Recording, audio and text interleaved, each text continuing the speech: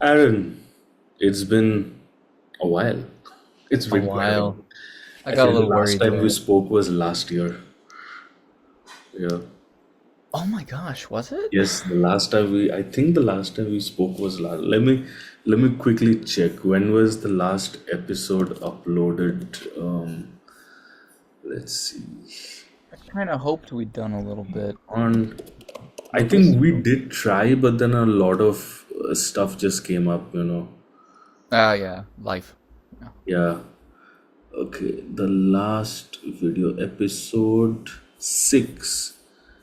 Oh no, 2 months ago. Okay, so yeah, Yeah, we, two. but Okay, so we, but we that's did 2 months. still, I mean, almost into June, man. Cameron's been a while. Yeah. It's been a while. But anyway, how have things been for you? Things have been all right. Life keeps going. Yeah, it's been good though. I've been having a lot of fun. Got to do some stuff. Got to do a little bit of traveling and vacation with family. They came to Japan, and it was cool. It's really Same. cool. I finally went on a vacation as well with my wife. We went to Vietnam.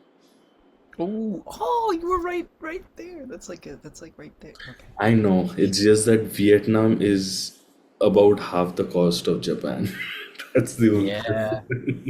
yeah, that makes sense. Japan is one of those places where, like, if you come from the US or Europe, it seems so cheap, but then, like, if you're in Japan doing the It's thing, not though, it's right? Like, expensive. yeah, if And you then, yeah. actually like do the conversions, it's the thing is, see, even Vietnam is like really, really cheap, compared to Indian currency as well. But then the thing is, Japan is it's expensive, man.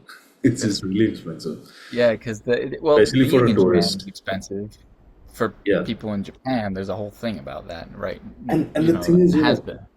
if I have to visit Japan, like the good thing is my wife is totally okay with it. But if I have to visit Japan, I'm definitely visiting the Fujian factory. As an endorsee, I definitely want to do that. Yeah, So you all gotta of have that to. costs money, man. I mean, I don't have to pay to enter the factory, but I have to pay to get there. You know what I mean? Yeah, no, you still gotta fly here. You still gotta stay here. Yeah, Yeah, man. But anyway, I yeah. mean, the viewers for like the little part of you who have been like the little part of the like subscribers that either of us have who have been watching this particular podcast, um, we mainly wanted to talk about two things today. One is strats. Okay. Now, we're not gonna really give out opinions. We're just gonna talk about what the exact issue is, but like we're gonna just like discuss our love for strats because I think both you and I we love strats. Any guitar player loves strats. You know what I mean? So we're just gonna talk about how a strat really has helped us, or like just like how what it means to what our strats mean to us. That. And the second thing that we want to talk about was, why am I forgetting it? I'm just looking this up. Ah, I'm good. the second thing that we're going to talk about is probably more of a controversial one, right, Aaron? Yeah, I would say. Yeah, I mean, Okay, maybe not controversial, but more of like like it's I have seen that quite a few people use content that might be very one-sided in terms of opinion. So, but you and I, we try to, even in my own content, I try to be as open-minded as possible and just keep room for discussion, because the thing is, I'm not God. My opinions are not always supposed to be right. My the knowledge may gods, not always be Subharaj. right. Right? So I just keep some headroom, but there are a lot of content that may not keep that headroom, right? For reasons which we will discuss. Right? So let's start Yeah. with strats. Aaron, would you like to talk about what the main issue is? I'm not sure my introduction of it will be all that great because based on our little pre, preparatory conversation, we may We maybe, find yeah, some we may miss out a few moments points. of like, we don't, fully know what's going on. But from what I'd read and how I understand the situation, yeah, I can use the brand name Fender, right? And sort I of mean, yeah, they are the ones suing people, so I mean, Yeah, from what I understand, there's a lawsuit out started by Fender. I read the situation of one particular boutique builder, I and of think you're talking course, about LSL. I do not remember from the article. Oh, And just from to, the keep ourselves safe here, I want to make it no, no, very we clear are that safe this anyway. is, We're just talking. We're not attorneys. Neither are yeah, we like creating any kind of like ruckus over it. We're just Fender don't come talking. after me for like, libel or Fender anything is like not that. gonna go after you, I'm or not. they Well, have yeah, better you things to do can be with more life. worried than I can. But yeah, Fender has put out a lawsuit claiming that certain builders, there was one in particular that I read in an article, I don't know if it includes more, need to uh, stop using the S style model The body or shape. build of guitars, shape of guitars, and or whether or not it's like specific exact measurements, the aesthetic of it, how that gets measured, or the label itself. I cannot actually claim to fully understand what the limits of that claim are, There's and I'm sure one thing to it's add there though. So I'm not sure. I'm not sure which year it was, but Fender basically already builders had. can't do it anymore. Yeah. No, I Yeah, was but just gonna builders add. can't. I mean, yeah, Fender was just saying they can't do it Yeah, I anymore. was just gonna add to what you were saying that Fender already had the trademark for the headstock. They just Yes, did not that I have the knew. trademark for the body and the rest of the guitar. Like the SSS Yeah, configuration, or like the five-way switch with three pots. That configuration. I don't think they had any of that. Right. right. Which is why I believe all these years, any boutique builder out there or any other company that were making knockoffs, if you want to call it that, or like just S style guitars, they Right. Using the were shape. not having any issues with that because none of them copied the headstock, right? Sir never Mm, did, LSL never did, PRS with the Silver Sky did not, right? no, FGN never did. Like no. no, nobody, even Tokai never really copied the headstock. They may have copied the body, but not the Yeah. headstock. Well, But now, I'm. Mm. see, I was gonna say I'm wondering like, cause I looking at like Fender headstocks, and I'm all like guitars and like shapes and things. Yeah, I guess imagination is really the limit. Um, yes, along and with it's like. physical constraints, like physics plays a huge part in guitar. Yeah, that's what I was gonna come to. Right, physics Yeah. definitely plays, but I also feel that see, intellectual property is intellectual property. Actually, earlier, like just this morning when I woke up, I had just posted a poll on my, like on my channel, like in my community post, just regarding one of my next videos and how I like my subscribers would like me to actually just go about it. So over there, like I had a little conversation in the comment section with somebody who was like pretty like strong about the fact that, and I agree with him that Fender is really just trying to protect their intellectual property. you know they never ended up filing for it, I guess, and I Yep. guess we've reached a point where in a way it's almost too late for it, but at the same time, they're really just trying to protect their own thing. you know Yep. what I was not what I found a little odd. I'm not gonna say that I'm not okay with it because it's, well, Fender's designed their life, their choice. But the only thing that I found odd was like the amount of money that they were asking them to, like asking the boutique builders for. I believe it's 250,000 pounds. That's a lot of money, man. Yeah. But the thing I was more kind of interested in as far as like how it would change the sort of face of the guitar market is like yeah, we briefly touched on this. The lawsuit expected payment, as well as I think it was in addition to the recall from Yeah, distributors and something like the like that. destruction of the current The, the current stock stock that they have in the factory. I might be that wrong. If fit somebody whatever the watching has more accurate information, please feel free to comment yeah. on, you know, But instead of that's what only I hearing read. us. Right. and that would be of whatever specifically fit the description that was, made by Fender in the lawsuit. Whatever models fit that, you know, description, either marketing wise or model wise, or however they're defining that property.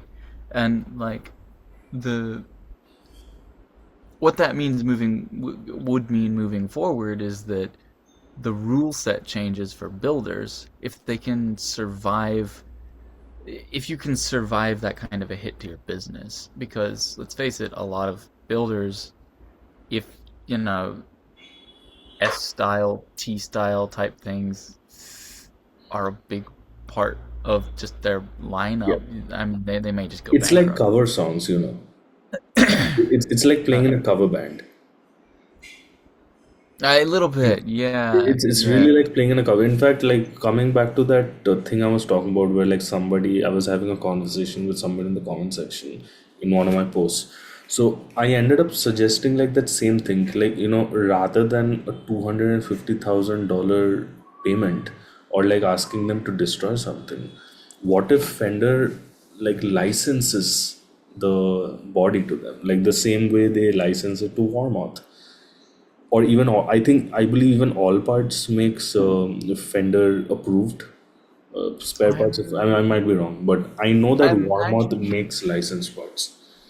I think that would spare companies immediate bankruptcy, but it wouldn't change the like future of the guitar landscape, which would simply have like another constraint on design. You know what I mean? Yeah, And but I've also kind of wondered, like, if that goes through and people just like, the big fallout happens, a either the licensing happens, or Fender bankrupts a bunch of little companies. Um, People start to make new design guitars, yeah. I think which good things can really come out of it. In fact, if you think about it, even if the body does like get illegal for like boutique builders to build, I think most yeah. of these boutique builders are well equipped and they have enough luthier knowledge and luthier skills to really build something else which can still be ergonomic, which can still be comfortable to play, and which can Well, still sound like a Strat because it's just single right. coil pickups. But this is kind of what I'm thinking about, is like the sound of the electric guitar. Um, no, Strat sounds, Telecaster sounds, these things are iconic and very much historical, I think. Um, but as far as like their influence on the modern guitar landscape, is it safe to say that like people will want to learn music on similar instruments to their heroes, the guitar heroes? If they can't get that though, they're gonna get whatever they can, and then they're going to become guitar heroes, Yeah. as generations do. People grow, people learn, new people come in and become the performers and the educators and so on. It just would Fender in like two generations time, say 20, 30 years, would they still have the cultural impact that they have even now? I think If people weren't making models based on them anymore, like I as a think they rule, if they still were will. allowed, I don't know. Like, see, Yeah, if I have to be completely honest with you, the only reason I don't own a Sir or an LSL or one of the like really top of the shelf Fenders is really because of the price. you know yeah. because the thing is, as an FGN endorsee, what I get from FGN is ridiculously good, and I'm getting it at like a much cheaper price as well, mostly because Yeah. I mean, one, I must also clarify that the FGN expert OS that I use, it it's not an S style really. It's really more of like an RG. You know what I mean? Mm. It's more of like an HSS RG. It's like part Sir, part Ibanez. It's more of that. It's just that I believe What's it all of marketed as though? Maybe that's the The It's not marketed as any of them. Oh, okay. So, Yeah, yeah, and maybe I that would doesn't fit. say Like, it's yeah, yeah. I would say it's a fairly original design. You know what I mean? yeah. Like, yeah, but whatever. But yeah, because like I mean, guitars come from a certain shape Hmm. that like this is where yeah now we're getting into the physics of it, right? It's like you're combining Exactly. Like mine has that acoustics. extra cutaway at the back, like so that like even when Yep. I'm on the like highest fret rate, I do not feel any problem here at all. Like with my Yeah. Fender, but again, like mine is a Mexican Fender. It has been heavily modded. It probably has better electronics than the American Fenders as well. But then I kept the neck pickup from my Mexican Fender. The other two are I mean, you've modded. seen my Fender, and like my Fender has been through some more modifications since the last time we actually played it, though. But I still It use it was as a already modded when you when I played, yeah, yeah. basically, But right? I there were Yeah. further modifications on it. So Yeah, like I think you the did. mods that were there back then were the lace pickups that I had put on it, right? Then I had put on the Goto 510 bridge. I had also put on the tremolo system in there. Then I changed the springs to Floyd Rose noiseless springs, and Mm, I had put the Goto 510 locking tuners on it. These were the only mods. That's actually a lot of freaking mods. But these were the mods that you had played. Then once I came back to India, maybe around 2022 or 2023, around that time, I'd yeah. actually given it to a mod shop in Delhi called the Tone Door, and I had them build me a custom pickguard, and then I changed the switch to an Oaks Grigsby Super Switch. I changed all the pots to the C. I think they gave the CTS brass shaft pots, and then I changed the input jack as well. I think it has a I can't exactly maybe a pure tone if I'm not mistaken. Huh. It's a really solid input jack, whatever it is. Then they changed the capacitors on it. They added a resistor because they did a Lone Star wiring just to balance. So my humbucker and the single coil volumes are perfectly balanced. There is no volume drops at all. Oh, So they had done a nice. really good job with the wiring there. And I even changed the wire. So they Oh changed yeah. the wires to vintage clock. Man, you can, I don't know, with the manufacturing here in Japan, you can build a whole guitar from spare parts like that. It's awesome. And that's the main reason why I love FGN so much, right? I mean, of course, even though I'm an endorsee, I genuinely just use FGN because the first FGN that was sent to me, this is before I signed my contract with them, right? My endorsement Yeah. contract with them. Man, it was just such a fine guitar. Like, so they had sent me one of the tellies. Okay, now it was Hmm. an SS telly. Let's just say T style Yep. because again, Yeah, that yeah, it's also really pure. wasn't like a Fender either. The body was slightly different. The contours were slightly different. It was a little thicker. The neck shape was different. Headstock is of course completely different. Plus, every FGN, the made in Japan ones, they come with CFS frets. So the frets are slightly curved so that whenever you are like fretting any note, right, the strings are hitting the fretboard at 90-degree angle, and that helps you get better intonation out of it.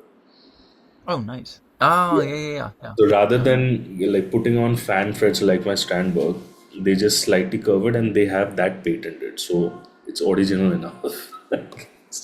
But whatever, coming back to the actual thing right now, I played that right straight out of the box. I just tuned it up. It sounded phenomenal, man. yeah. There were a couple of Seymour Duncans. These were like, I think the bridge one was a vintage 54, and the neck, I can't really remember what it was, but they were both Seymour Duncans, and they were wired to the four-way Telecaster switches. Oh, Yeah, it was a really interesting guitar, right? Now I played that, and then two more guitars were sent. Actually, three more FGNs were sent to me. And out of these four, I could keep one for myself, right? I chose to keep one of the LP styles. But man, each and every one of those guitars were just so well made.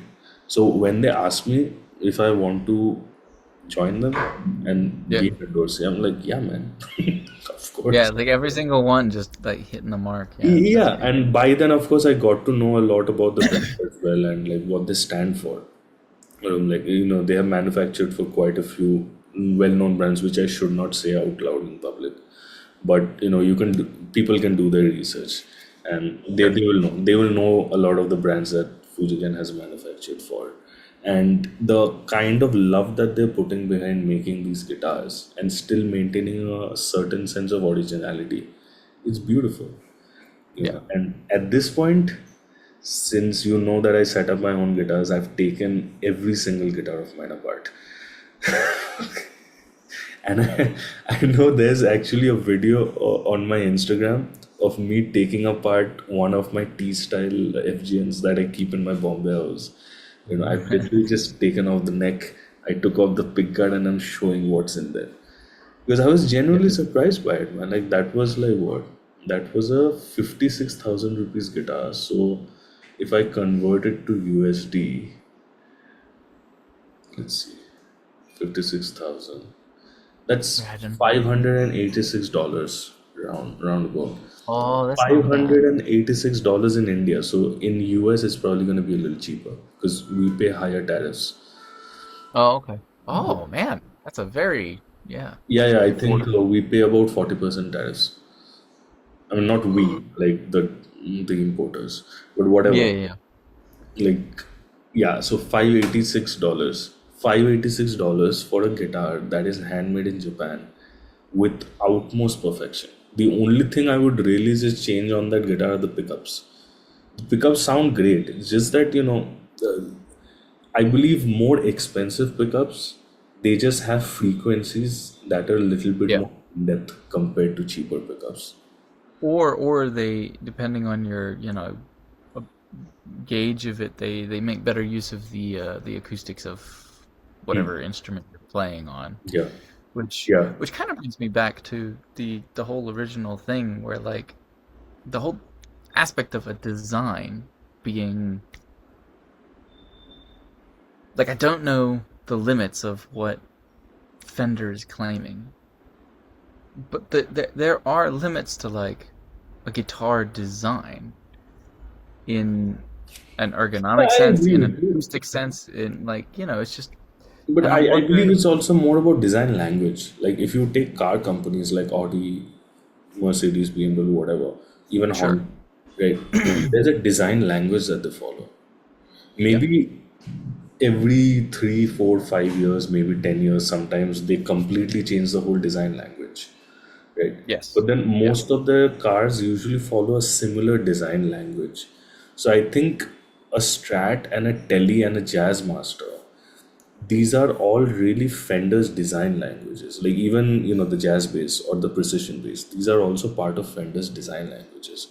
I would So agree with that. that is probably the one place where I would be on Fender's side, in the sense that, considering that these are so influential, each and every one of these body shapes that I mentioned, these are very Yeah. influential in multiple styles of music, in music schools, amongst music students, amongst Well, rock because stars I'm everywhere. just I'm looking at my, Ibanez RG right now.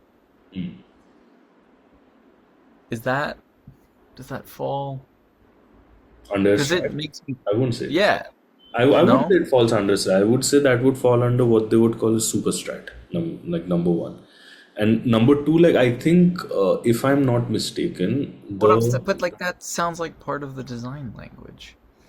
it may be, but then it's not Fender's design language, right? I mean, I believe Ibanez Strat. was already sued by Fender back in the day anyway, Oh, because they okay. started off with making knockoffs, right? Well, I think part of the the issue now too with Fender suing a boutique builder is the idea that if they win, it sets a precedent, which is legally more valuable. Mm. Because, like, oh, okay, well, we set a precedent with another company who couldn't afford the lawyers like Ibanez could. So now Ibanez has to deal with it anyways, kind of thing, or fight that. But I would still say, Ibanez maintains originality. You know, I Okay. don't think, I'm just like, I'm wondering, like, in the like, because current that's what I lineup. mean. I get what you mean, but in the current Ibanez lineup, I think all their guitars are fairly specific to Ibanez. Be it the RG or the AZ. All of them are like fairly. like their Ibanez. You know what I mean? I think especially recently, like Like I most think guitar models Schecter, have. on the other hand, might have some issues because of the Nick Johnston Yeah. model. Like that is really like a modern Strat, you know. Yeah, sir. Sir. I'm just thinking about it. Like, I was John sometimes I Sir look was at a them and I'm master. like, is that a, oh, Did you so, know that John Sir was a master luthier at Fender Custom Shop? yeah. Yeah. Yeah. But like, it's just it's that like, where is that point? Is it like the edges? Because I mean, obviously, I'm looking at my RG and the edges are much sharper, right? Especially on the bouts. The But like edges are that double sharper bout, and the that contours are double different. bout thing going on Yeah, there. Is that and the that, contours are different. yes. The All right. contours So are like, is different. that the Yeah, limit? I think that totally qualifies it as a non-strat guitar for sure. You know, like, see, now Oh, if somebody's gonna say that the sound is a strat sound, I think that becomes a bit more of a debatable thing because a strat sound is really the sound of a single coil. Like, I believe they're just Alnico 5 magnets, you know. yeah. I was gonna say like, what? That's just like, unless you, because at that point you're talking about, yeah, the sound of pickups. Yeah, I And think the were Fender the pickups. only people to do single coil pickups? That doesn't sound right. Yeah, that does not sound right. You know, like I And think yeah, P90s, like even like let's say PAF pickups, for instance, patent applied for. I don't think anybody really has a patent for it, do they? yeah. Yeah, exactly. And the thing is, I really like the sound of PAFs. Like Oh my yeah. CLS 30 has like the Seymour Duncan whole lot of humbucker sets. That's essentially like a traditional PAF style pickup. So there are Yeah. many pickup builders that are building PAF style pickups, right? I'm planning on putting PAF styles in probably like just classic DiMarzios or something in a 3D printed guitar that Oh, for the one you were noise. telling me last time. Yeah, yeah. Still haven't gotten there because I can't make up my mind on things. But yeah, Well, not but because I'm that's why we haven't gotten there. I'm thinking like, oh, at first I was like, I want Sir pickups, and now I'm like, nah, you know what's probably gonna work better with the plastic PAFs. Yeah. But anyway, well, back to Strats. I think we should talk about why we love Strats to begin with. Like, you know, that's, I think this is enough about Fender and the lawsuit. We're not attorneys. Like, we're not here to freaking make reaction videos on what's going on. We're just a But I couple of will old say, roommates I talking am about it. very curious to understand how it would impact guitar industry moving forward because if the Oh, design I really simply don't isn't think it would available. impact it that hard, man. I mean, like maybe the hard part would be for companies that already have a lot of stock lying around. They would be incurring a lot of losses because of that, you know. But Yeah. apart from that, I think the market will really catch up. I'm more concerned about how Fender's following will react to that, you know, because the thing is, a lot of people, like everybody loves Fender. I love my Fender. You love your Fender. Of I course. think every guitar player I know, like every guitar player we know, we Yeah. all freaking have a Fender Strat, be it a Yeah. Mexican one, American Ultra, Custom Shop, Squire, whatever, but we have a And Strat. everybody, if I'm not mistaken, agrees that tellies are just always great. Yeah, they just got it. How we don't understand, but they're always great. I think they just got it right from like like very first altogether. But like Yeah, it's like, Strats wow, in how is it general, that now good? even though we all love Fender Strats, right? I think you and I, or pretty much anybody, can agree that most people end up going for other boutique brands because they just make a finer tuned version Customizability. of it. Custom build, and they just make a more fine tuned version of it. Have you ever played Yeah. a Sir Strat that has ever been bad?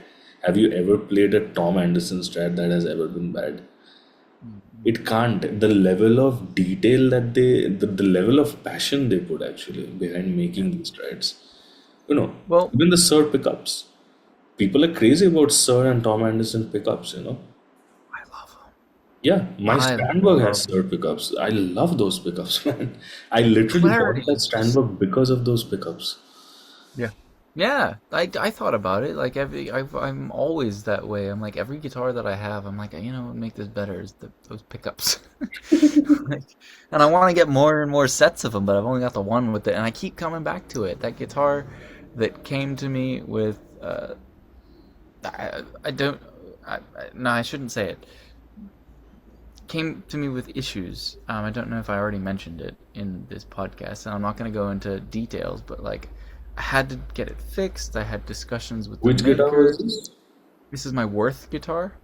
It's the one that I have with the Sir pickups that I specifically requested Sir pickups in. It's a custom build Oh, from right, back right, in right, right, right, right, right. Huh. Virginia Beach, Virginia. Great company, check them out. Worth guitars, you know, plugging them here. Why not? Absolutely worth. Like I don't. I picked out the woods, the designs, and like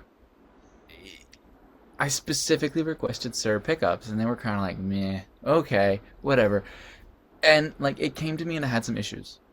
We sorted it out, and like while we were having those issues, I was kind of personally thinking, maybe I'll go this other way, and I got another guitar and upgraded all the electronics in it, Right. and I keep coming back to that guitar with those Sir pickups.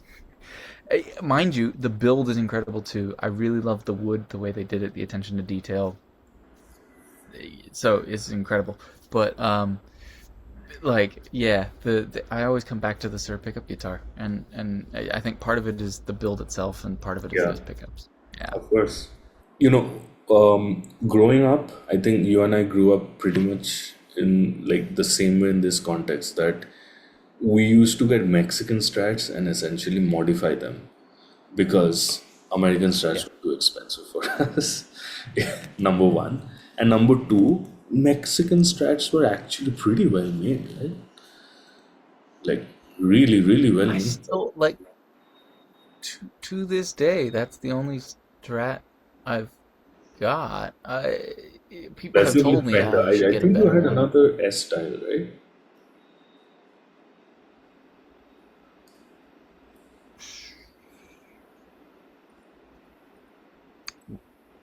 That Mexican Strat was my first electric guitar.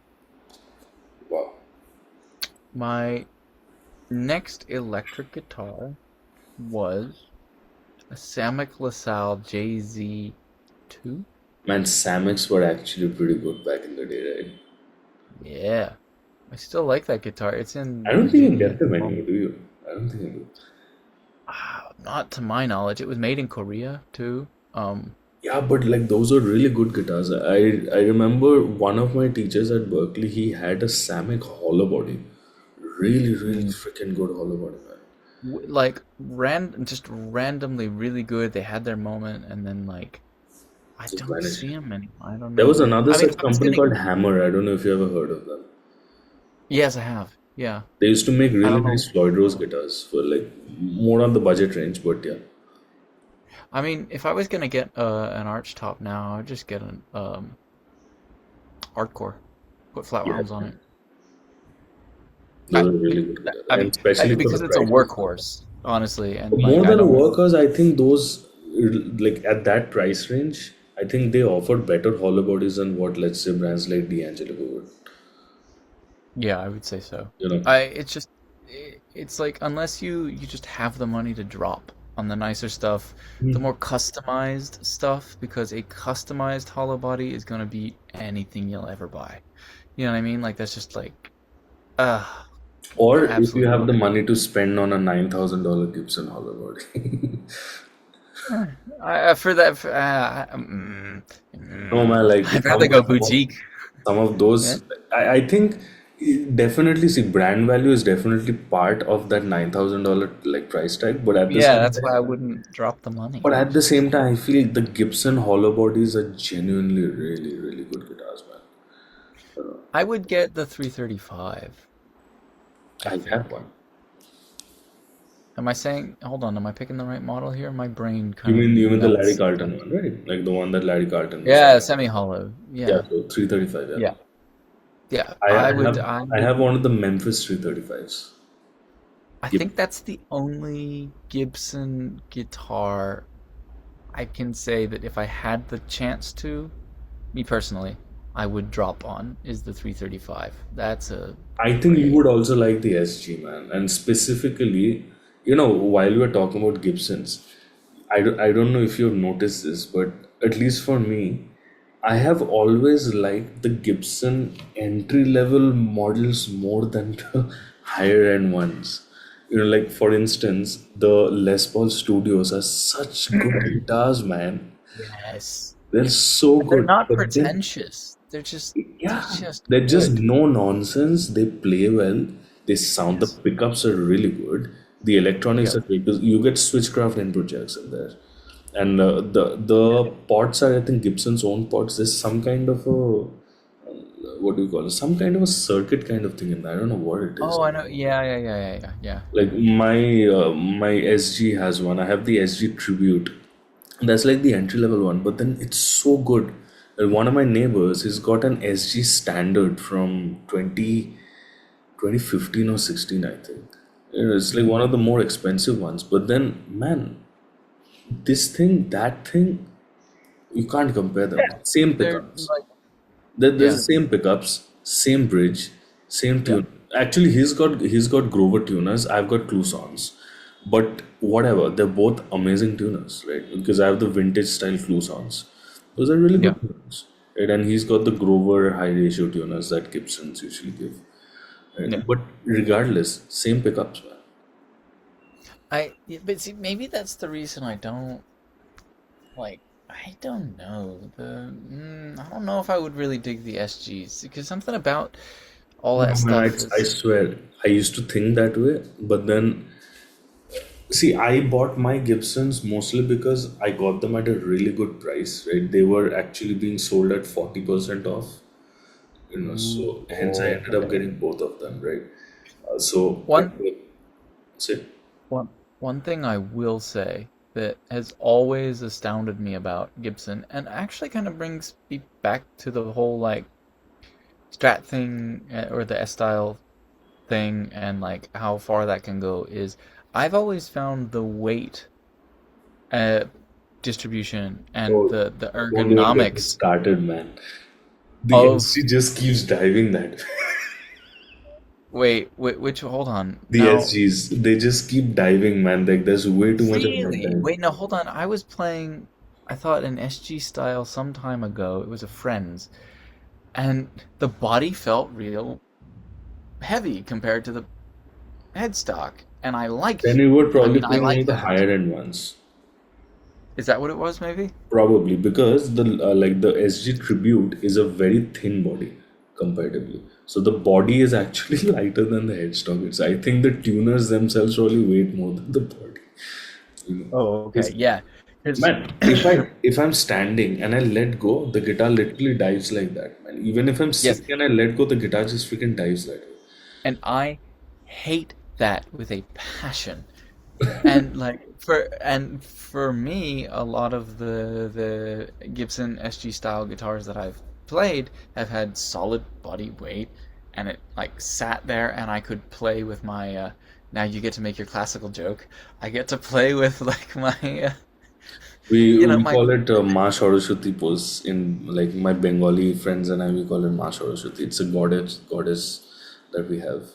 But it's just Oh, an inside joke. Please, nobody should get offended by it. It's just an inside joke. I am Bengali. I can crack that joke if I want to. okay, Whatever. okay. But Yeah. it sits there, and the headstock goes up, and like it feels comfortable to play, and where the body centers itself a little bit, and the neck and the head stay higher. I found that to be something consistent about Gibson models, um, that I've enjoyed. I think the Uh, heavy ones that you're talking about are like, especially a 50 style Les Paul. It's insanely heavy, dude. Well, it yeah, can get as heavy as, like, what, 7 kilos, 6, 7 kilos. it was not light that much. Yeah, it was a solid guitar and small too. So it's like, yeah, it must have been one of the yeah But anyway, proper back ones. to Strats, right? So now Yeah. I feel Strats are one of those guitars that Well, firstly, every generation likes them, but more than anything, they are just simply very versatile. More, like they're just very versatile. And Yeah, my they've. favorite thing about a Strat is how customizable they are. I also like that about them. I like how the only issue I have with them is their price with customizer. No, that's I can't say that that's my only issue with them. I'm actually not like I think the modern Fenders married are to really it. not as well built. Like, I'm not sure about the American ones, but then at least the Mexican ones are definitely not as well built as mine. Actually, even on my Mexican, Yeah. a lot of work has been done on it, man. The Mm, fret ends are dressed up on my Mexican, and then I've already told you the upgrades I had made on that. Then I right. had nut slotting done since I switched from 10s to 11s on that. Then Right. I had changed the string tree also, actually. I just remembered. Changed the string tree. I'll probably have to get a new one because that one's really rusted out completely. Mm, Then what else had I done? The pole pieces are different. Like since I changed to the Goto, I use the Goto pole pieces instead of the OG pole pieces. mhm, So there are just like so many things that I changed on it. And then one of my students, he had bought the same exact player series. Like mine is basically a 2018 player series, right? He had bought the same exact one, except mine is a plus top, so mine came with a flame maple top on, and his is just like a typical that Clapton style black and white with maple fretboard strat, right? But his just was not as good, man. Like when I mm, got my strat, I think I had gotten a much better piece than what he did. And then I had come across two, three more people here and then. Like I go to a couple of music stores in my city quite often, and I see these player series hanging there as well, right? They're just not yeah. as well built as they were when I bought them. I love the durability of strats though. Like, I'm not saying they're not durable. Like, as in they're using right. decent wood. The body feels solid and everything. I'm just talking about the finer details. Like I if agree. you buy a Sire, for example, if you buy one of those Sire Larry Carlton series Strats or Tellys, the Yeah. fret ends are really like well done, and like I have seen quite a few of them at stores. Like two three of my own students have also bought those, right? And they Yeah. just end up getting a good instrument that you can literally take out of the box and start playing. You don't have to worry about setups, right? I have Yeah. one of the Larry Carlton acoustics as well. Yeah. I really did not do like any setup when I bought it. I changed the what do you call it, the saddle and the nut later on, just Mhm. because I was changing the string gauge. So my luthier was like, might as well just change it. It hardly costs anything. So Yeah. yeah, sure. And he intonated it perfectly because of that. Just because he was Right. adding a new one and he was just making it from scratch, that guitar intonates like amazing. The fret ends Yeah. are really good. There was a little bit of fret leveling issue, but I believe that is probably more because it was lying in a warehouse for a long time and not being played. But Yeah. aside from that, any of these strats or hollow bodies that Sire has put out in the market, these are really well made instruments, man. Yeah. Yeah. And Well, I mean, but that's Fender part ones of are the. just not as good. I mean, that's kind of what I mean, and that's what I really, really like about the Fenders, the all Fender stock in general. I think is like the whether or not it's a model where more detail has been put into the finishing of it, uh, and personal desires to like customize or mod, you know, kind of aside, there it's a lasting instrument. It really is. Yeah. It's Like not I something that's see gonna all the like. wear and tear on my Fender. I've got paint cracks on it. Yeah. And it's one of those things where like Fender guitars, people like them distressed. I think I Uh like all my guitars distressed except my hollow body. I like that's the so most of my guitars have stickers on it except that hollow body. yeah. I And can't like put a sticker on that. For me, the thing has always been like I will buy like I don't want to buy new or buy a distressed Fender. I would never want to do that. Me personally, I would want to buy a Fender and then use it so much that it became distressed. Like that's always what I wanted to see on my own instrument. I was so like proud back in college when I started to see the wear on my fingerboard. For Yeah. example, I was like, "Oh, I'm reaching that point, right?" And like it feels there's something special because Fender has always been I think it's more of an emotional thing because, like yeah for example, I'm a Godin out here. been Right? able to take it. Like I don't know, like nicer model guitars or whatever, you I start to don't get know to if you that point. can.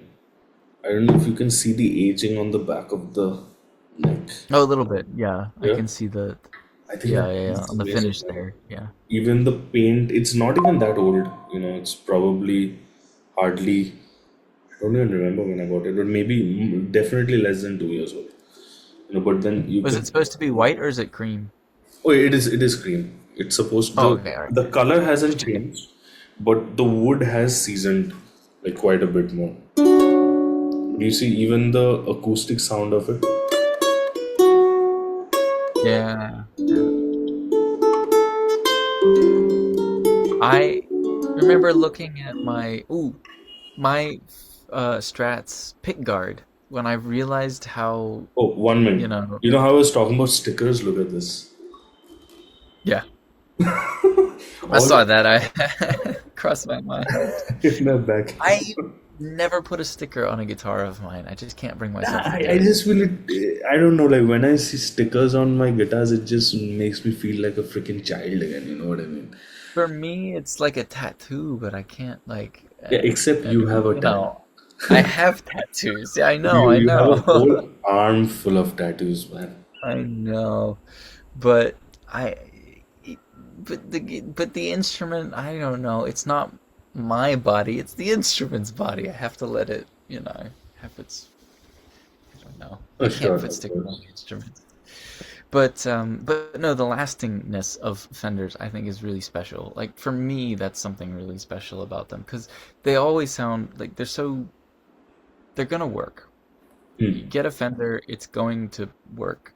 With the possibly with the exception of for me a Squire where I'd have to upgrade some aspects of it, like the electronics I would have to upgrade for me to be happy enough to use it. But the bones of a Squire are pretty great. Um, There was a and video I saw. Do you follow this guy, Philip McKnight? yeah, do So I? No. I can't really recall, but I think there's this one video of his where he says that apparently he was speaking to some guys at Fender and they said that Squire and Fender are apparently the same. Like I'm not talking about like the really low end Squires. I'm not talking about like the Bullet Squires or the Affinity one. I'm talking more about like the, let's say, the classic vibes or like the Sure. the standard or deluxe, like the top end Squires essentially. The Yeah, yeah, bodies and the dimensions are apparently very similar to the Fender ones. So I did some research on it and I had come across like two, three reels where they were literally taking out a neck out of a Fender, putting that on the Squire and vice versa. And it worked. They fit yeah. perfectly. They've always seemed like very similar guitars in Yeah. my mind. But I like I think said, the all higher end like spectrum of Squire, like not the low yeah, end one. Because I but remember, you remember my Squire, the one I had bought with my first paycheck, yes, that yeah, yeah, HSS one. Right? And in yeah, fact, yeah, I yeah. bought it when we were living together. In fact, I remember that. Yeah, yeah. yeah, yeah. So that Not one, well, but like yeah, so that one had all black hardware, and I had upgraded the bridge into one of the Wilkinson 6-point trims, right? So that 6-point trim was supposed to be like retrofit for Fender Strats, but it wasn't for this Squire. So he had actually filled up the original screw holes and he had drilled new ones and he had basically placed that bridge properly. That is why that guitar sound is so good because Wolf made it for me. yeah. It did his magic. Yeah, yeah, yeah. I don't think it would have been that good if I did it myself. I Even my would Fender Wolf had me do a lot of things. He taught me how to actually dress the fret ends the way it's dressed. I would love to just get like a parts list and hand that and my Strat to Wolf because I haven't played my Strat in a long time now. Um, just hand them to Wolf and be like, Yeah, and Wolf "Look, is no nonsense. no, Wolf he would do does he this." won't waste your money, he won't waste your time. If I'm in Boston, he's the guy I'm going to get a setup. Yeah. It's You know the what he first used person to I'm looking do? for. So he's a bass player as well, right? I didn't know that. Yeah, so he's actually a pretty nice groovy bass player. He doesn't like soloing and all. He's more into like the bass players who are like, I want to groove and I want to solo and all that. I want to just keep the pocket tight. He's like that kind of a bass player, really super Yeah. tight. Now he used to travel abroad quite often for gigs. So instead of checking in his bass or carrying it with him, he literally used to take off the neck and put it in his suitcase, reach the venue, reach the backstage or wherever, put it back together, set it up, go play the gig, take it off again, come back to here, set it up. Like no I've done wonder that he was before to get yeah, instruments. no wonder he's that good at setting up, right? Like he used to do that for a living. Yeah. He's got a few things in life which he's really passionate about. One is fixing instruments, two is fixing bicycles, three is watches, four tea. These are four things that he's very passionate about. Every time I used to come to India, I used to get tea for him. Like even if he didn't ask me to, I would always just get Oh, some tea for him. Because he used to love oolong tea. But anyway, nice. I didn't. Oh, that's kind of cute. Yeah, nice. yeah, man, he's just such a wise guy to work around. Hey, it's good to get to a point where things can be like that. Yeah, focus Yeah. on what you want to focus on. Yeah, Yeah, I yeah, really miss working at that shop, man. Like everybody, it was like a family, at that shop. I used to actually yeah. look forward to going and working. I didn't particularly look forward to waking up at 6:30 a.m. in the morning and heading to work by 7 while it was snowing. But, you gotta earn some money. I think the earliest I ever had to teach in the tutoring department there at Berkeley was like 9 a.m. But No, because we used to do all that work before school started, right?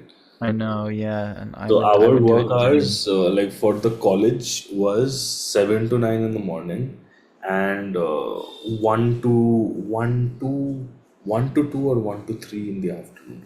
The lunch break time is. Oh, okay. I think it was one Yeah, to yeah, two, yeah, if I'm not yeah. mistaken. So that is when the tech shop guys like we used to work. So so the way it was divided was during one of these shifts we are gonna go into the rooms and find the ones that aren't working properly, the amps or like the digital pianos, whatever. And then we bring it back, and then the other shift we work on fixing them. And if there aren't too many, then we just go and keep them back. Mm. So that's why you never really saw us over there because we were working when all of you weren't working. I'm just thinking, you know what I really enjoyed too about my Fender and my experience with my Fender was I learned to play on tube amps that Fender at Berkeley because I've before then I actually never had I access won to it. one of the tube amps. I had a Hot or Deluxe, 40 watt, 40 or 20. No, which one did I have? You remember my Hot or Deluxe, right? Mm, Oh no. I had moved out of Fenway at that point. That was the yeah. year after we lived in Fenway, I think. Ah, okay. So it would have been when I was where the heck was I? I think you were living with that other guitar player. What's his name? Colin. Yes. Probably. He Yeah. was a I jazz moved. player. He was a jazz player. You were living with another jazz player, right? Or was Was it this before? after or before we were we were I'm flatmates? getting confused whether you were living with that guy before or after. Because I I was living. remember Okay. he had a really good hollow body guitar. Because okay, after Fenway, the apartment that I got, I was flatmates with a musical theater person, and somebody from Canada who's barely ever there, and like a rock metal guy. So it must have been before. That sounds like none Whether of you you're ever thinking wanted to about, be near each other. it was an interesting situation. That sounds Just gonna interesting. put it that way. And what am I thinking of? I'm thinking of before that though, I was still on campus. And Right. that last year that I was on campus, I lived with like a hardcore jazz. I was, I in the think same that room is as a hardcore probably the jazz guy. one I'm talking You're about. thinking So I of? guess it's before we moved together, when we moved it together. Yeah, yeah, I think so. Yeah, Yeah. But that whatever, guy. he was actually a really good player though. He's incredible. Yeah. Yeah. Um, um, if he's watching this, I say this with absolute love, taste. You can play very, very well and still have nobody like what you play. It's just, I it's think, just yeah, yeah. taste I think is I totally taste. agree with that. I think I totally agree with that. That's probably one of the, not probably, that's one of the reasons why I try to keep my hands across like multiple different styles of music. Yeah. But I Like mean, he there are absolutely, I things I mean, play for myself which satisfies my artistic soul, and then there are other things which I still enjoy, but then that's not particularly my artistic soul, if that makes sense. yeah. Well, I remember being in like a group audition for I guess it was Terrence Blanchard's thing or something like that, and like I absolutely crapped myself. And the guy I'm talking about here absolutely played circles around me and like had a good time. So, obviously, yeah. As I, But I'm just, yeah. There were anyway, just things like also that, like in other stuff, like when we would go and work in the voice department. It's just people didn't complain about me. People did complain, about. well, I think Yeah. let's segue into the second thing that we are talking about. Before we get there, for all of you guys, we're both music educators. If you like either of us enough, you can reach out to us for private lessons. I will be leaving mine as well as Aaron's email in the description box below. So reach out to us there. And please give Aaron a follow. This video is uploaded from my channel, but you know, this podcast is the two of us. So give him a follow because he's a good Follow, friend. give it a like, comment what you think about Yes. how well we're staying on topic with, Fender. Yeah, because Everybody give us like I show think Fender this some love, but podcast. show the boutique builders some love to encourage Oh people to yeah, come up with new absolutely. ergonomic shapes. I wanted to get to that eventually. The biggest hope that I have coming out of all of this is that everybody just goes, maybe we can make more ergonomic guitars anyways, because that's really where I want the market to go. I think Just make guitars Steinberg that don't should make me hurt my like back. start getting cheaper now. Especially considering that most of them are made in Indonesia now. Mine is made in Indonesia, but it's not cheap. It's actually the most expensive guitar I own. My Oh, Strandberg, yeah. My Strandberg is more yeah. expensive than my hollow body, which was actually handcrafted by master luthiers in Japan. Compared to a lot of like more ergonomic guitars that I've played, though, Strandberg is not like at the top of my list for like comfort. I'm not saying anything bad about Strandberg. Again, I love their guitars. Absolutely adore. Though, I yeah, agree with those. you. It's just that, like this particular stand work that I have, there's something about it. Like, yeah, in terms of, No, I think yeah. I've stopped caring much about ergonomics mostly because, see, I have a 335. Then I have that hollow body. Then I have like five S style guitars. Then I have T style Yeah. guitars. Then I have the Godin. Then I have the SG. They are just all so different from each other that I've just gotten used to all the shapes at this point. But this is why like again, I have, one, two, three, four, five, six, seven guitar, eight if you count the bass, in this apartment, one room, in Tokyo right now, which is absurd. And this is the reason I want real ergonomics on my instruments. It's like I'm tired of like picking up a new thing and then going, adjusting and I getting think the eight in only thing 20. I've never gotten used to is like proper classical fretboards. like a flat profile classical fretboard with. Ah, see, I love that. Yeah, I that's think I know you love that, but man, I run away from that, man. I'm an absolute chicken when it comes to that. I want that on like all of my instruments. It's wild, and nobody's willing to give it. It's like I'm trying to get custom things with like that, and stop putting the fret markers. No fret markers on my instruments, please. I They're don't just mind not having fret markers, but then that action with the flat. Actually, I don't even mind the flat profile, to be honest. It's really just that action. You know, well, on a true classical instrument, fair. I mean, on my electrics, I like smoothness. yeah, I like I like would like a truss rod, you know what I mean? Like at least just give me a yeah, truss rod and enough like room on the saddle to work with so that I can lower the action if I need to, you know what I mean? That's all I ask for. yeah, Right? yeah. Like this Godin, for example, that's the reason why I fell in love with this Godin because this is a nylon string guitar for an electric guitar player. Yes, The they width, have excelled at that. yeah, Yeah. it's not as wide as a classical, but it's wider than like any usual electric guitar that you would play, and you still have so much of comfort, even if you're Yeah. holding big chords, you can still But you hold see, them. outside of the like absolute custom classical guitar build world, I feel like this is pretty normalized now, even for like intermediate to priced instruments. And Yeah, yeah, I feel but like I still feel it's too much. Like, for example, recently I bought a jet guitar. For those watching, I will be uploading a video. I have uploaded I have posted a poll in my YouTube community. So you guys should go and vote your answers over there. The the final answer of that poll will be announced this Saturday, the 30th of May at 7:30 p.m. IST. And based on that, I'm going to be making the video related to that poll. Okay. Now, yes, just that was just a shameless plug. Excuse me. I go for it. I already said worth guitars out here, so But anyway, go check them out, guys. so I got one Stuff. of these jet strats. Okay, I'll take it out.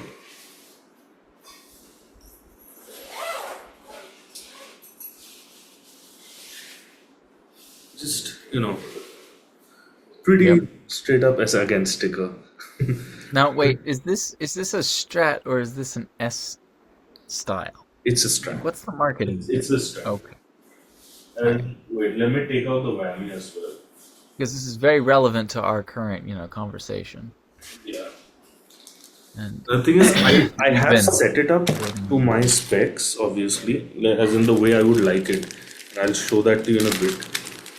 I think you are really going to like this. So here's Yeah. already why it's better than Fender. Do you see why? Yes. Yeah. It's the way that interacts with it. Yeah. Yeah. You just simply Yeah. pop that in. That's it. And you're good to go. Right. Now check this out. Okay. Guess how much this costs.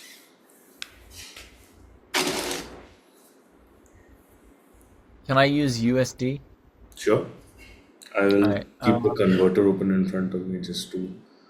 Somewhere between $400 and $500. Let's just say 400. Okay. $400 is 38,272 rupees.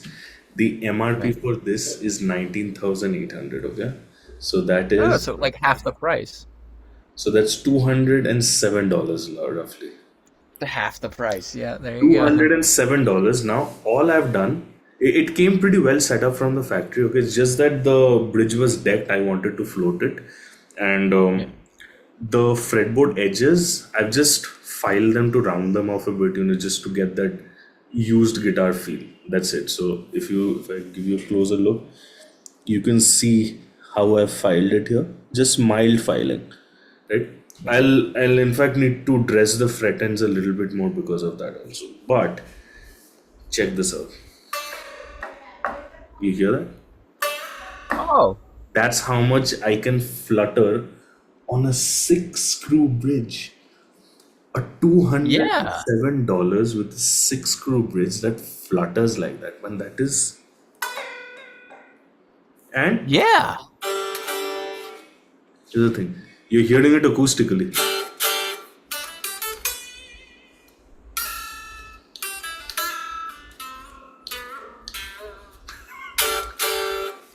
Wait, It's what is all this? stock. What It's jet, jet? and Okay. this neck roasted maple. Yeah. I like that. Yeah, I like that. I've Roasted, always been a sucker for like that with the maple fingerboard as well. and of course, Yeah, me being me, I took off the pick guard when I was setting it up. I took off the neck as well. Pretty well cut out neck. I mean, it's clearly the neck was made by CNC machines, which is why I had to do this, on the sure. sides. Yeah. Even the fretwork also, I'll give you a closer look. See But you that? touch it up enough and like, yeah, it I, looks I haven't done anything to the fret ends yet. sure. I will do it maybe the next time I set it up. But oh, let me show you the action. This is how You see, low I this have kept the action, and that's how much. Here, that's how see much this raises floating. we're s- we're still on the topic of the of Strat and S style guitars. Um, does Fender have anything in their lineup that matches that price? Especially a tremolo bar like that. Because the Yeah. thing, this tremolo, oh, plus look, bent saddles. So I'm wondering because cheap instruments that play well is like a big thing for people starting out. And Yeah. like again, whether or not people will actually get into it is not based purely on whether or not they can play the exact instrument that their hero plays, but whether or not they can access any instrument at all. I'm just wondering if people can no longer make the S style guitars. Well, What will Fender be like in 20, 30 years? It's just an interesting question.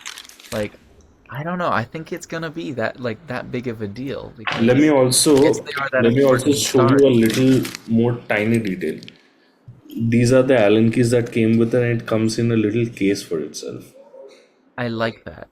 I For like a that. for a $207 guitar, that is that's incredible value for money, right? And the thing is, again, Yeah. let's be clear, this is $207 MRP in India. So that means in the US it's going to be a little cheaper. Yeah. Yeah. And pretty much anywhere See, apart from India is going to be a little cheaper. We this is just actually making me want pay to go more out and than get a most used countries. Strat right now. Hmm? We actually pay Sorry. more than most countries do in terms of musical instruments. Musical instruments are more Right. expensive here. I don't know if that's the case in Japan as well. I think Maybe, I don't probably the think so. case. Especially I don't think Japanese so. instruments in Japan are obviously much cheaper. Yeah, but recently we've been having issues with prices of things, especially musical instruments. It went up steeply the last few years, but I don't know. Uh, yeah, it's got its whole thing. But no, yeah, But that's one of anyway, those coming like this coming just back makes to me want to that, go out and get a Fender too, like a used Fender or something like that. Like I want a I used ended up Telecaster. buying this mostly because I didn't want to buy a Fender because see this, and I've also bought like another FGN which is based on an S style thing. Right? But anyway, Yeah. I'll be showcasing all of these in the video that I was mentioning earlier. So the Ah, sooner you go and vote, like this is for the viewers, the sooner you guys go and vote on that poll, the sooner I can make the video. It's as simple as that. Okay. As of now, people want me to put all the like guitars in the same video and upload one video. Some of them want me to make separate videos. And I think one person has voted both, where I make a video with all of them and I make five separate videos across 5 consecutive days. But whatever, that just depends on the final voting anyway. So, like, if somebody spends $207 on that guitar, and then spends like some more extra bucks on a good luthier who's gonna fine tune everything on that guitar, mhm. they have a great guitar. And the thing is, even the pickups, these are ceramic pickups. Obviously, it's a budget guitar. You're not really gonna get Alnico 5 magnets there, but then you could always just upgrade the pickups. And the pickups actually sound pretty good. Like if for those who are interested, I have a I have a YouTube short in my channel that you can actually listen to where I'm literally playing this guitar. It's just my iPhone audio. That's all you're hearing. Just this guitar straight into an amp. It sounds really good, feels great to play. If you're not okay with the ceramic pickups, just upgrade it, man. You, because it's half the price of a Mexican Strat. Actually, way less than half the price of a Mexican Strat. So yeah, considerably less than half. Exactly, man. I think that because you can literally gig with it. Of course. I mean, you can gig with a shoestring. Well, maybe not a shoestring, but you Right? know. Bit of a stress. See, I mean, Aaron, you have seen me gig with my Squire.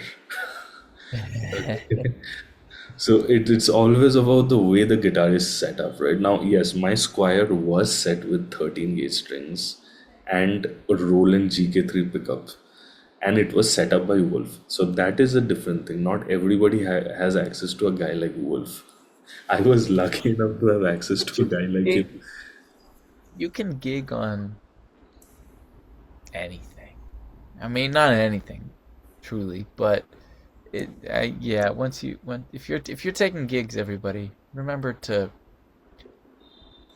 care for your equipment, do your best, but you don't need the top notch of everything to get a gig to make it sound good. It's Absolutely. just I think fact. entirely, Yeah. even if you're thinking of, let's say, more of a commercial kind of thing, like where you have to play for maybe touring artists or whatever, investing in a good multi effects unit is probably a good idea, you know, because I you mean, could there are things always you really can get a do to good make mid your range life guitar. easier, and that's usually where the gear kind of comes in, Yeah. and like, yeah. And I think certain good at that point, quality it's gear, business like decisions. high-end gear, they're just really just built to be toured with. That they're built to be beaten up. It's just that most Yeah. people who would buy a Mercedes won't really want to drive it the way it was built to be driven. Yeah. Well, it's like, Like I don't see myself traveling with my Strandberg or my hollow body much. yeah, I'm the kind of like I live in a city where having a car is pretty much a luxury expense. I have nothing against buying a car, but if I buy a car, it's gonna be a car I can take to a track. You know what I mean? Like that's I mean, here I I mean, can't even have a dream like that. One, because I don't have that money. Number two is, right, but well, speed limit is 60 kilometers per liter, like so 60 kilometers per hour in the city. So what's even the point of buying a fast car? You know, oh, sure. Yeah, but that's my point. Is like I I'm just not gonna not keep saying getting speed tickets. That's it. but that's I mean that's a little bit like I'm not gonna say that's what gear is because that's entirely not true. But you can easily, do things with gear that you really shouldn't be doing on your gig. You know, it's Yeah. like you could have the absolute best gear, and like the thing that does the gig is the simplest version of that, and that might make you the most money, your whole year or something. I don't know. It just depends on you as a player, you as a business I think a person. traditional jazz guitarist will probably have the easiest rig in the world. As long as you have a good guitar, you're good. Yeah, You don't I even need mean, an learn how amp. to Just learn how go to play straight into that the thing. PA system. Yeah, yeah, Is yeah, that, yeah. that's pretty much I'm it. I'm there right now with my trumpet exploration. I have a really nice mouthpiece. I've got two pretty good trumpets, and I just need to learn to play the thing. Like, Dude, that's it's just another rabbit hole. I have just not learn to play it. I have not spent too much on my saxophone at all because every time I think of like buying a better mouthpiece, I'm like, hey, no, you know what? I'm not good enough to buy like a Jody Jazz mouthpiece yet. You know what I mean? I Yeah, should yeah. just stick to that Rico mouthpiece that I bought from Dedario and just play on it until I can actually freaking play. The only reason I'm in it with the trumpet thing is because I've been playing it and practicing it. That's why. That's it. So keep That's up, cool. This could But be a good segue into the other thing that we were gonna talk about. I think that's what we were gonna talk about, but somehow we ended up diverting somewhere else. all over the place. Sorry about that, everybody. Fender Yeah, has an interesting thing going on there. Let's keep our eyes and ears out for it, and I mean, more than try not anything, to see, this podcast is really just two old roommates talking and catching up. Every time it's you very guys see nice. a podcast from us, that's literally us getting on a call and talking to each other. We haven't It's pretty prepared anything. This is how we keep in touch with each I other, think and we we prepped just this one literally. actually a good amount just to make sure we didn't like badmouth any of the brands or Yeah, yeah, anybody involved. I think in general we try to maintain that anyway, because I don't think there's any need to badmouth anybody. We're all trying to work here, make a living, and challenges come there. Okay, like so, that's just how life Absolutely. is. So we're And not we here to both badmouth, love Fenders, and we both are heavily invested in boutique equipment and we just like guitars. guitars. We just fucking love guitars. Oh my gosh, they're all so wonderful. We want to see everybody do well and have a place, If I was in the uber industry. rich, So the whole wall behind me would have guitars. I would have a whole house of them. Exactly, Just exactly. that. Because I freaking love guitars. Now, yes, the difference is I want to play them as well. Like, if I own guitars, I'm not really buying them to trade. I'm buying them to play the shit out of them. Okay? I I've think sold like two or towards three the of my end of guitars. my life, each and every one of my guitars should have dents on their frets. You know what I mean? Yes, yes, yeah. Like they don't even play right anymore because you keep bending Exactly, and exactly. yeah, yeah, yeah. Then Same, once same. I've left the earth, whatever people can do with it, I don't care. But My then all of my till then, we'll play acoustics the need to shit be out of it. splitting at the ends because like the seals because I've been using it so much, taking it into new environments and But stuff. anyway, let's move to that like other segment, which is basically, I think there are quite a lot of channels or just like content creators who, well, you want to say bad mouth, or you want to say create triggering content, you want to say create I'm seeing engaging content, something. whatever. Um, but we still choose to stay diplomatic about things, you know. And like Sure. I'm only bringing this up because the other day I was having a conversation related to this with one of my private students, like just outside of our class, because he also follows my YouTube and everything, right? And he was like, the thing is, you make content which is honest, right? And the thing is, a lot of other channels, they don't make content which is dishonest, but it's almost like they will intentionally be one-sided about an opinion just so that people can engage with that more and people start talking in the comments, and that essentially helps the algorithm. You're pretty much doing the opposite. You're not really giving people a chance to talk about anything, and that got me thinking. I'm like, that makes sense. Because, see, I don't understand this digital world. I started making YouTube videos just because I enjoyed making videos. I just enjoy the process of, me lighting myself up like that, recording the audio into that, putting it together, creating a little, lesson video, maybe a review video.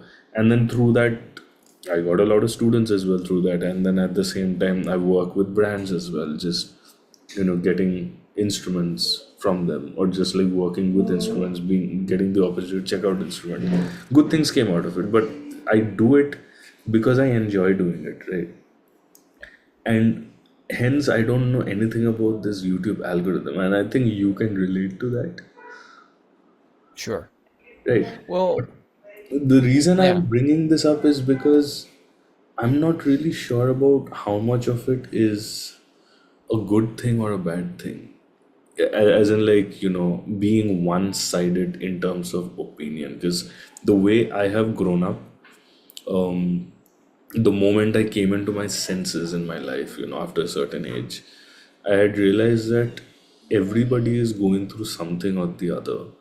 And so I want to be as kind as possible. I want to be as open minded as possible, be it in terms of music, be it in terms of just interacting with people, whatever. However, a lot of the content that actually gets engagement is quite the opposite. yes, yeah. Yeah. So I don't Well, know what to think of that. it's funny you touch on this, and it's like it's tricky because the internet is not very good at showing you, at least maybe. I mean, I'm exploring this a little bit in the moment here, but the internet, I don't think for anybody is very good. Yeah, the way the algorithms work and everything about demonstrating to us individually aspects of like theory of mind, how other people think. Because, you pointed out everybody's going through something or other of their own, but Hmm. this is true for literally every single other human being. An entire lifetime of experiences exists in front of you in your interactions with somebody else, anybody else, whatever lifetime that might be, whether it's 5 years or 50. And um, as far as like what we do when we engage with information on the internet, you know, um, it's hard to keep this in mind. And I don't want to be the kind of person, and you can carry on with this however you'd like. I don't want to be the kind of person that puts anything out there that um, That offends people, betrays. right? Well, I mean, I'm not even gonna say I don't want to offend people.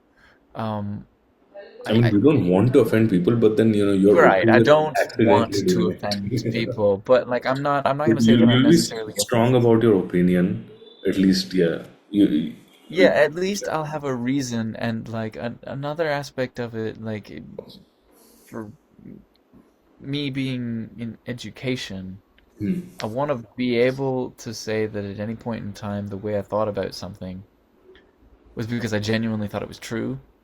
And if I'm wrong, I want to be able to own up to that in a safe way. Um, that's exactly how I feel as well. And yeah, like somehow that is the opposite of how content works. right, but anybody who's willing to go out there and take a very, very strong position within something that is controversial and by many, many people not well understood, I feel like that for me would be setting my own self up for failure because in the end, I can be wrong, and maybe my wrongness helped contribute to finding the right answer, but it won't do that if I do offend people, if I do That's a great. ignore other people's experiences and realities. Like that's the line we really shouldn't be No, that's a crossing. great point you brought up, and in fact, I have a bit of a not really an answer, but more of like just something to add to that. So while I was just YouTubing marketing, like just YouTube, how to promote your videos on YouTube, like these kind of videos, I was watching on YouTube, and one of those videos they mentioned that what you're talking about, where what if you were wrong about something, but the guy is like, you be wrong, you stay one-sided, and you can always change your opinion because you reserve the right to change your opinion later on, even if somebody comes and tells you that, hey, you said this in 2014, but how can you say this right now? Because I reserve the right to change my opinion, and that's also a fair point, right? Like, let's say if somebody intentionally also puts out some content where they literally saying negative things about something, but like 10 years later, they're saying the exact opposite thing. They can literally just say that. No one would Yeah. know whether they were lying or not. Yeah. Right? And like I in education, um I think it's really important we accept this for like moral and ethical reasons No, too, absolutely, because absolutely. That's it why is. I've never released a book till date. I've written about 9 to 10 books that is still there on my laptop, but I never release those books just because as I keep teaching, I realize that this book will work for this student. It may not work for this Yes. student. But Yeah. again, it will sort of work for this student, but it won't work. And then I go back to square one. I'm like, okay, now I have to rephrase this sentence. So it's like And to keep learning, right, through the process.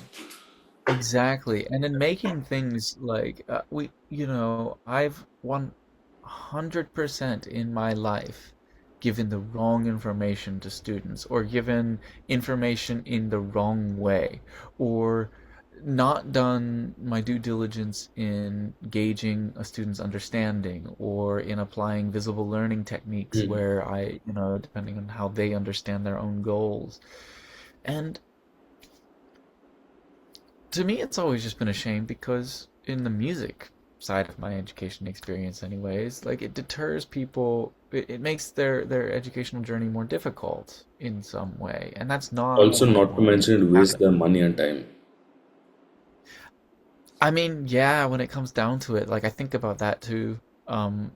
Yeah, because the thing is, And the way I see it, if somebody is yeah, choosing to pay me for my time, it's yes, also my job to make sure that I value their time. Now, yes, it, yeah, if somebody needs to work on something that's fundamental, be it as simple as working on quarter notes, like being able to sing quarter notes in time with a metronome, I will make you do that because the money you're paying me is actually worth this because this is important. If you can't sing a sure, quarter note in time, yes, that's not going to help. yeah. This is also a reason that in my own teaching uh, work, music or otherwise, I am strongly like in dealing with businesses that I've taught for. I've highly valued their commitment to curriculum writing Mm. and things like that because so what, a mistake is made, right? An interpretation goes this way, or a misunderstanding of lessons and topics and things happens, or there's corrections to be made or whatever. But like it's an owned system, and somebody can go and look at it and check it and revise it and that sort of thing. And like it's not a waste of money in the broad scheme of like y- you had access to that, right? That's what we advertised, that's what we claimed, and that's what we did. And, yes, it's changed now. And like we're happy to send you updates and you can understand this as well, but it's part of what we do as far as educating people and that sort of thing. Um, and just being honest about when those things do change and why and how. You know, um, music music is something that belongs to people and it is of people. It's like, every person's ideas and experiences in music count as far as defining what it is for the rest of us to enjoy. Um, it's, that's why I wouldn't take uber strong opinions on certain things, at least not lightly. Like, I'm sure, like, there can be avoid one. certain things Or that can be objectively, like, horrible to think about. Like, if somebody is genuinely just sounding out of time and they're starting to teach, yeah, no, I don't think I'm going to support that. Not happening. No matter how no, I would open-minded I call that am. out. Yeah, I would, if it's something I I can may not prove, call it out absolutely. because, like, the thing is, that person, for That's all on the you know, context. is not aware of that in the first place. And I do believe in giving people a chance to really grow. You know, I have made mistakes Fair. in my own life as well. And yeah, the only thing is, yeah, I was, my ass was handed to me. That was the only difference. If somebody was trying to teach without knowledge of those things, but I feel like, uh, I mean, being able to teach music effectively too is not the same thing as being the most incredible performer or technician on the instrument. Like, I don't, that's not the same thing. Not necessarily, Um, yeah, but it definitely helps. yeah, Like just having, let's say, if you're yeah, teaching somebody how to play in different kinds of scenarios, or just like guiding somebody into building a career, right? Just having some experience in different parts yes, of the field definitely helps, over there, because that way you can just guide them better. Like the kind of people who I would probably strongly suggest people not learning from is somebody who literally has no experience in the music business whatsoever, and they're yeah, claiming to be teachers. What are you teaching? yeah, Because right. like I won't call out names, but then There have been some few students I've had like much earlier in the past, like let's say 6 years ago maybe. They have like maybe taken 4 lessons from me. Okay, can't play anything. Like in fact, they were so indisciplined that they were not even in time to the lesson. And I don't extend classes if somebody's late. And if there's a legitimate reason, you let me know. I'll work out a time. But then the thing is, in general, somebody's not informing me and they're late. They're late. And if they don't show Yes. up, they don't show up. I'm not giving you a makeup class for that, right? You can set a And whatever. cancellation policy. Yeah, That's yeah. fine. And after 4 lessons, I could tell that, the thing is, see, you're wasting your time and your money on me. And I don't feel right taking your money. You know, it's Mm. sometimes I have just like literally just said no to some students who I felt I'm not the right person for. And then the next thing I see, this guy puts up a post on Instagram for guitar lessons, and the kind of stuff that's written there, man, like it's literally a picture, a horrible picture of him with his instrument, and all kinds of things written everywhere, like music theory, chord melody, modes, triplets, all sorts of unrelated things, everywhere. It's all over the picture. And I'm like, man, this is what you were learning from me for? Just taking 4 lessons from me and doing that is not going to help you build a career, man. Like, I've put in a lot of hours behind this particular thing, and the thing is, when somebody does that, that's not somebody who I would suggest anyone to take lessons from, because I know Yeah, this guy knows nothing. that's a bit wild.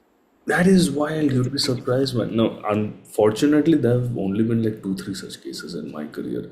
But then the thing is, I have other students who have other students who have done more of these things.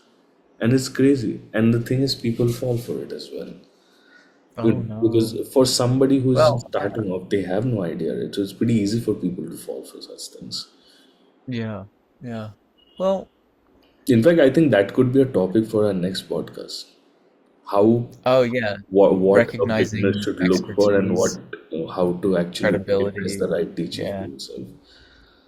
Well, like, I mean, that So wait, ties guys, very 1 minute. well. Viewers, if you feel that could be a good topic for our next podcast, I guess comment down Let below. us know. Comment yes, or Yeah. let us know. You But think we're talking like in a way that resonates with you and you want to hear more about that in particular, please let yeah, us know. I'm happy to because I'm talk sure about lots that. of people. Because when I started off, I did start with the internet, so I guess it was just luck that I had chanced upon a lot of great players. Like I Mm. found Alan Holsworth way before Berklee told me about Alan Holsworth. Well, I mean, this plays back well, doesn't it, into our original topic here of like why not chase controversial things for You mean topics why we for don't chase controversial yeah, things? yeah, why we don't chase Which those is probably a necessarily. little hypocritical also to some degree, considering we started speaking of like by speaking of Fender. But then we weren't really talking about the content. We made it clear that we were really talking about strats, you know, and just we just like No, well, strats. The Fender yeah, thing I was mean, just more of like a backstory as to why there are we thought things we I wanted to like talk about about Strats and things I don't like about them. Again, if I lived in my perfect world, every guitar would be made just for me. I like ergonomic guitars, right? One of the things I've always disliked about, I think I said that already, and I think I it. said what I loved about Fenders too, which brings me to this point, which is like one of the things that we still want to have room for all the time too, is to talk about how valuable a lot of things are, even the things that like if somebody's absolutely, pardon my French, shitting on something, in a controversy based video trying to make something, and like it's one of those things where it's like, hey, maybe it's not actually that bad, you know, like, oh, right, there's still value to be gotten out of such things. And if you go to My people whole with point is promoting greater negativity. expertise, Like as in, I just don't want to promote negativity. yeah, That's like it. I would rather. a student come to me saying, "Ah, hey, I watched this video and about this. I really like the sound of this thing, but then I watched another video of like somebody, saying that they're so bad or whatever. Like I don't know, maybe somebody talking about Jimi Hendrix like guitar technique or something like that. Like if anybody, I mean, there's plenty of negative things people could say about that, and then plenty of wonderful things to be said about it too. And it's like, yeah, but that's not like when it comes to you and what you want to learn, that's really not the point. Correct. We can sound like that. We can go there and we can do it in a way that doesn't, hurt your hands. But like if you just tried to copy Jimmy, you probably would. Like there's no reason to be Jimi Hendrix is like the worst technical player ever. Why would you do that? Like Why that's Jimi so Hendrix could not play disingenuous. That over would be an just altered dominant chord with altered scale. right. Despite the fact that he has a sharp nine shape named after him. No, not just that. Actually, You know, technically, if you analyze the stuff he's playing over that, he's actually playing the right tensions. I, yeah, like, but He's that's actually that's kind of playing the right note. that's kind of the thing. It's like, It's just that why would the only reason maybe people think of it that way is because there are no chromaticisms happening. There is no enclosures happening over there. There are no leading sure, tones going into. There's no eight note swing going there or whatever. and like If I you just if don't. you think about the note that he's playing and you analyze it against the chord, chances are he's playing a related note. You know what I mean? Because Yeah, see, you and I both know that in functional harmony, if you're playing a note that is not related in terms of chord scale to that particular chord, it's not gonna sound right.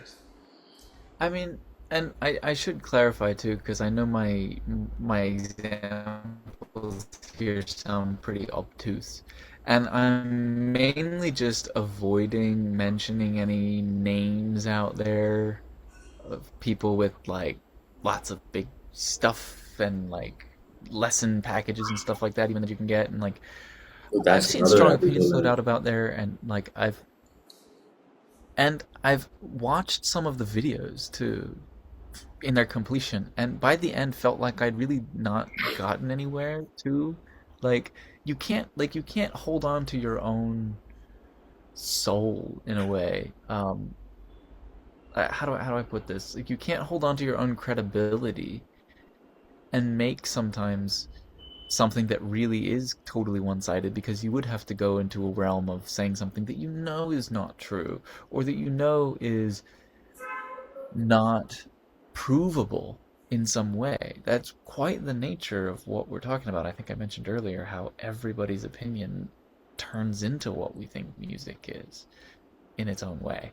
So, like, people make really strong, specifically in music. I mean, there are plenty of other fields in which this could be discussed, and I don't want to get into morals and ethics here for as far as like considerations of triggering content, but like in music, if you're gonna make something that is like a really, really, really strong claim and not just present a bunch of dry facts that prove it, it's clickbait. It's,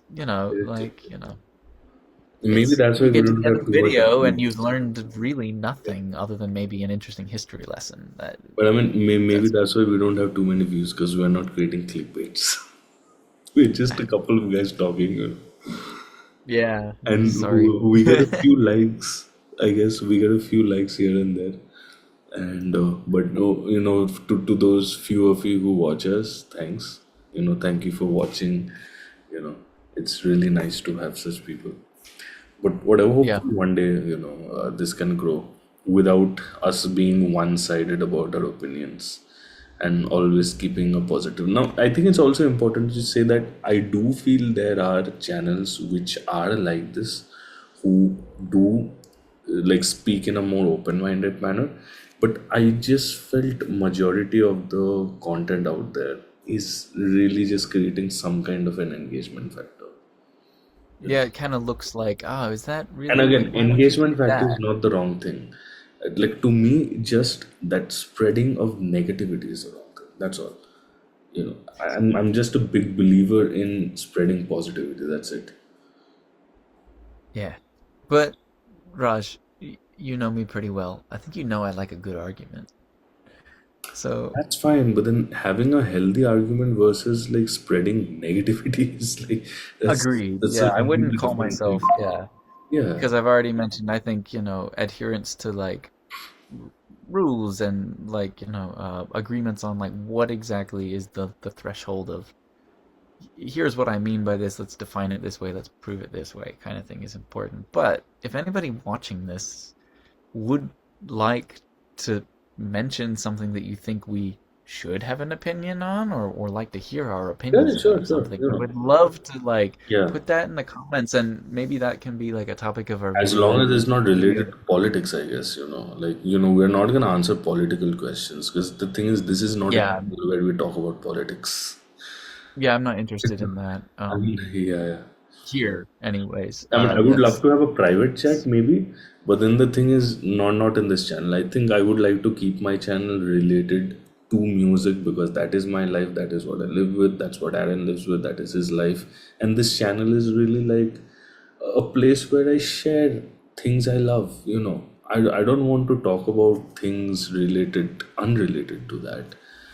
You know what I But mean? there's some, controversial like points in even in I think just like purely music that would Sure, I be don't mind talking about interesting. that. I'm talking about That like yeah. somebody bringing up something about what are your opinions on the political party. I'm not interested in that. No, no, no, not the politics thing, but things like Yeah, like somebody should we comes and asks define me like, why classical is music Trump as just doing? the I Western don't. classical music kind Yeah, of like thing, I or don't care like about what Trump is doing in this channel. You know what I no, mean? no, no, no, no, no, no, no, no, screw that. That's No, this is we don't not the need that. place for that. I'm talking about like because like for example, Raj, when we say classical music, what do you think of? When I think of modern classical music, I No, often not think just of classical. If I say the word classical music in I think conversation on the Bach. street, I think Bach. I think Debussy. Um, it's I think orchestras. I think timpani. yeah, I think it's the fingerstyle guitar Western that playing.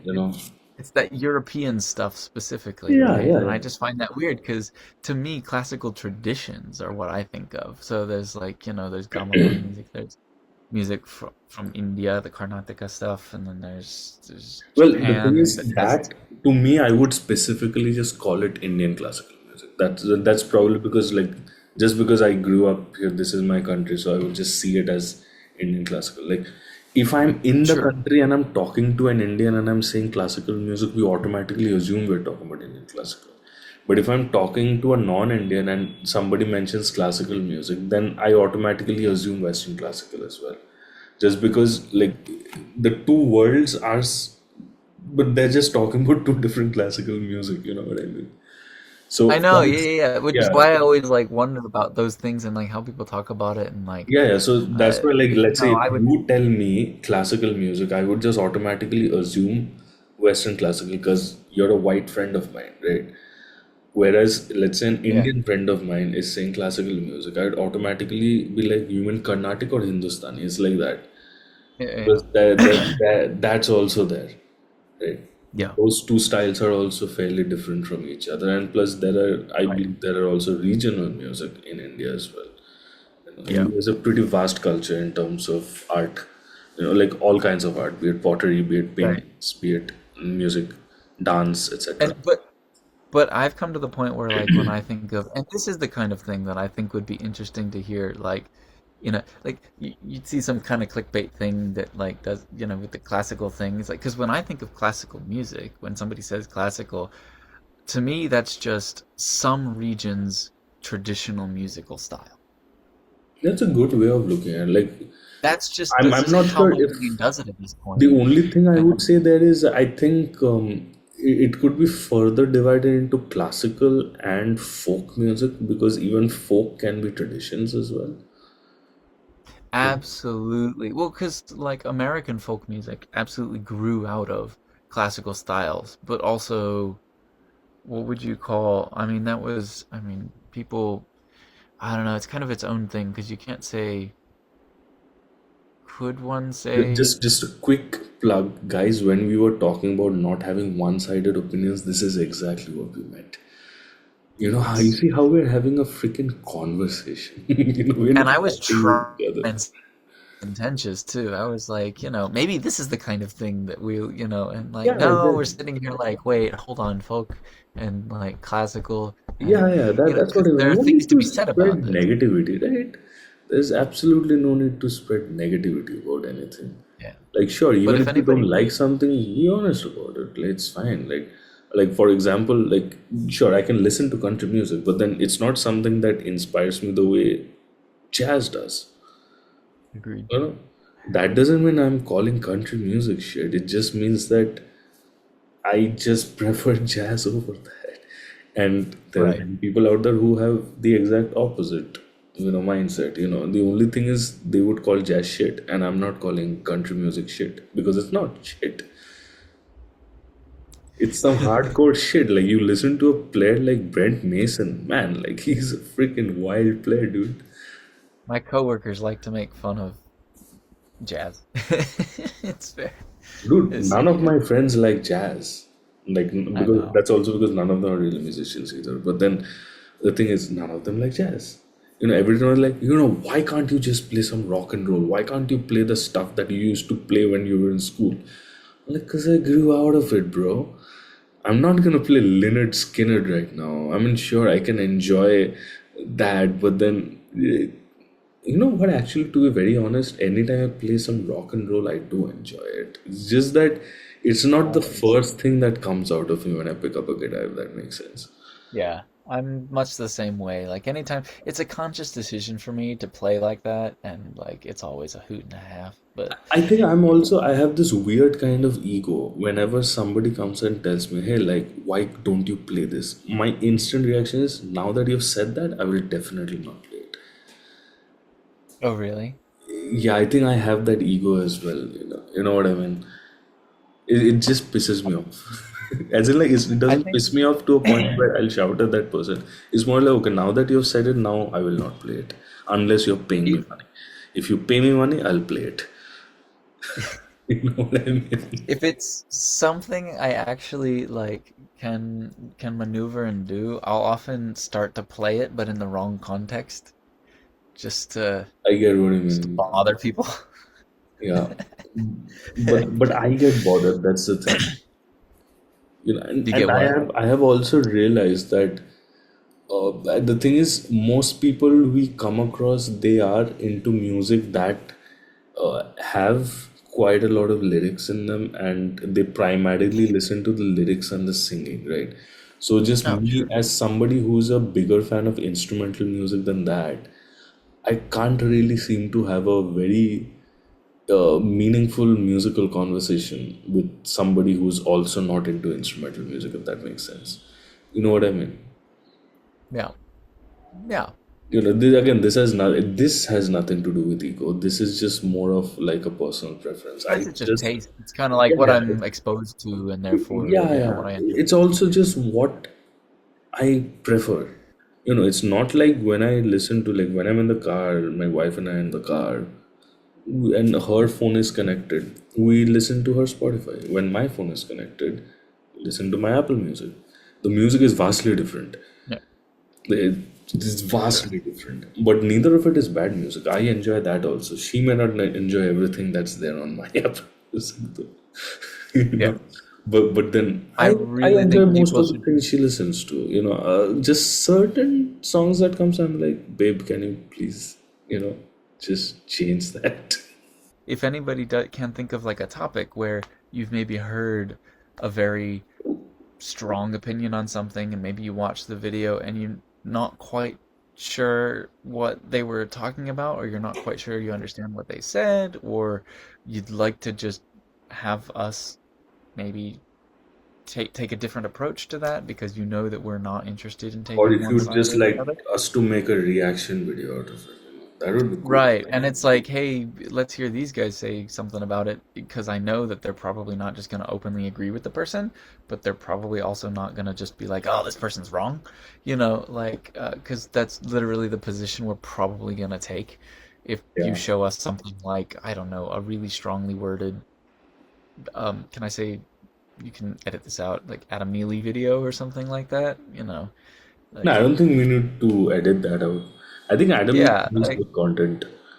like be it opinionative or not, I think he's still like he's a good content creator. No, I agree, and I like because I've you know seen strong opinions come out of that, but he's also got the kind of videos where I get to the end of it and I'm like, oh, Makes yeah, sense. it wasn't bad. Yeah, it's Yeah. like, everything he said, he had his points, and maybe whether or not he got to where you thought he was gonna go is kind of irrelevant. It's like what got you into it versus where things ended up, and Yeah, that's what I clickbait mean again, by yeah. if anybody wants us to clarify things, that's kind of who I was thinking of, because like he might say things that people are like, what? Do that again? And it's like, no, no, he was on the right track. Like he's yeah. So like stuff like that. We're happy to talk about it, tackle it, and clarify it, or try to, Absolutely. you know, Absolutely. in And as objective a way as possible. Anyway. absolutely. I think on that note, we can conclude this particular episode of the podcast. It is 9:10 p.m. here, like as in It's 10 past 9 p.m. here. What about, midnight for me here, so I'm gonna yeah, sleep. it's time for us to can for the night, right? So, Aaron, always a pleasure connecting, reconnecting, right? And for those of you who stayed till the end over here, thank you for watching the video throughout. Okay, it was very nice to always catch up. And these were some interesting topics we spoke about as well. Now, again, quick plug before I leave. We're both music educators. If you want to take private lessons with any of us, the details and the description box below, both are details. And give Aaron a follow, please, if you haven't, because this is both of us. This is our podcast, and he's a good sport. Okay. All right. So we'll be back with another episode soon-ish. Until then, ciao. Did I pronounce Ciao. that right? Yeah. Okay. Cool. Ciao. All right. Bye. Ciao. Bye.